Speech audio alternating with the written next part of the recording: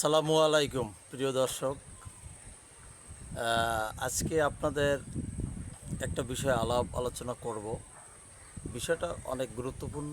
বিষয়টা এটা নিয়ে কেউ অতটা ভাবে না। আসলে আমরা এই চ্যানেলটি আমরা অনেক গুরুত্বপূর্ণ বিষয় নিয়ে আলোচনা করি, যাটা মানুষের কিছুটা হলেও আপনাদেরকে বোঝানোর চেষ্টা করি যে আসলে মানুষ কিভাবে তার জীবনটাকে চালাবে এবং চলবে, জীবনটা কিভাবে অতিবাহিত করবে, জীবনে একটা জায়গায় পৌঁছার জন্য অনেক আমরা আপনাদের উপদেশ দিই। হয়তো আপনার ভালো লাগে, আপনারা শোনেন, কেউ ভালো লাগে না, কেউ শোনেন। আসলে আপনারা চেষ্টা করি যে আপনারা একটা কিছু আমরা বলি, হয়তো আপনারা শুনলে কিছুটা আপনাদের কাজে লাগতে পারে।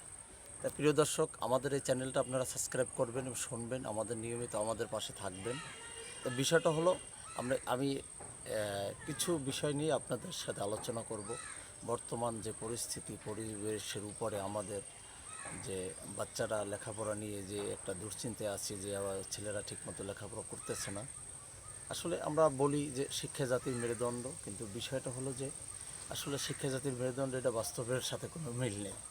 তা আমরা চাইতেছি যে বাচ্চারা স্কুলে যাচ্ছে না কেন, কী কারণে, সেই বিষয়টা হলো আসলে আমাদের দেশে ওয়েস্টার্ন কিছু সংস্কৃতি ঢুকে আমাদের দেশে, যে আমরা বলি যে এগুলো আমাদের লেখাপড়ার অনেক ক্ষতি করতেছে। আসলে বাচ্চারা সারাদিনই মোবাইল, গেম, বিভিন্ন নিয়ে ব্যস্ত থাকে, যার জন্য দেখা যায় বাচ্চাদের সেই লেখাপড়ার পরিবেশ হয় না। সারাদিনই শুধু মোবাইল মোবাইল মোবাইল।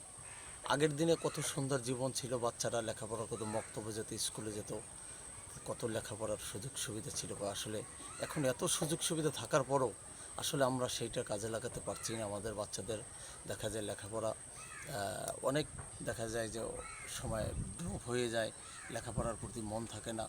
এই যে একটা অসাহিত্য মানুষ আছে, এটা প্রতিটি দেশে, সারা বাংলাদেশের অবস্থাই এক, যে বাচ্চাদের লেখাপড়া নাই, তারা ঘুরে বেড়ায়, মা বাবার কথা শোনে না।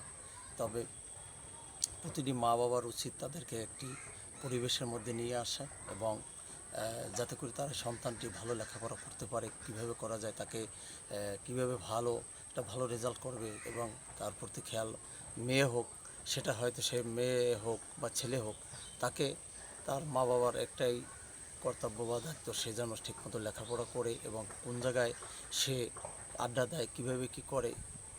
এই বিষয়গুলো যে যদি একজন মা বাবা সঠিকভাবে তার প্রতি রাখে এবং এভাবে একটু করে, তাই দেখা যায় ছেলেটা মানুষ করা যায়। কিন্তু বর্তমান যুগে যে অবস্থা, আমরা আসলেই ছেলেদের মেয়েদের সাথে পারতে পারছি না যে বাচ্চাটা কীভাবে করবো। অনেক মা বাবা আছে দুশ্চিন্তায়, আমার ছেলেটা মানুষ করতে পারবো না, আসলে অনেক আশা নিয়ে একটা বাচ্চা আমার, আমি তার শিক্ষিত করতে পারতেছি না, তার একটা ভালো লাইনে নিতেছেন, এটা ভবিষ্যৎ তার জীবনটা কী হইবে। এই দুশ্চিন্তা প্রতিটি ফ্যামিলির ভিতরে এখন আছে।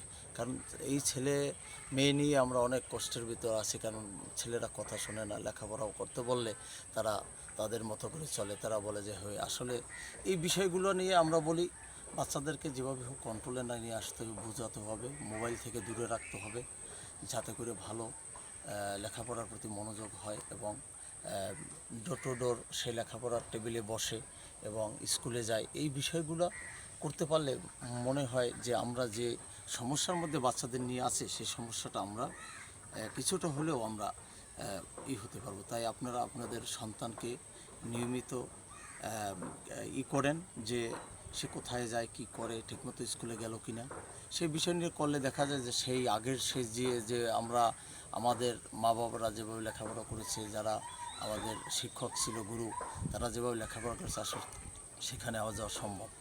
এই বিষয়গুলো আমরা আসলে সবাই মা বাবারা দুশ্চিন্তার ভিতরে আছি। আমরা চাই যে আমাদের সন্তানরা ভালো একটা জায়গায় পৌঁছতে পারে, ভালো শিক্ষিত হয়। এটা নিয়ে আমি আপনাদের যদি এতটুকুই বলতে চাচ্ছি যে ভালো করে আপনাদের বাচ্চাদের খেয়াল নিন, যাতে করে তারা ঠিকমতো লেখাপড়া করে এবং তাদের প্রতি তারা যত্ন নেয়, এবং তারা যেন কোন আড্ডা না দেয়, তারা যেন কোনো জায়গায় খারাপ কাজে যে লিপ্ত না হয়। এই তা আমি এতটুকু বললাম। প্রিয় দর্শক, আমার কথাটুকু যদি ভালো লাগে তাহলে আপনাদের কমেন্ট করে জানাবেন, লাইক দিবেন, এতটুকুই ভাইয়া।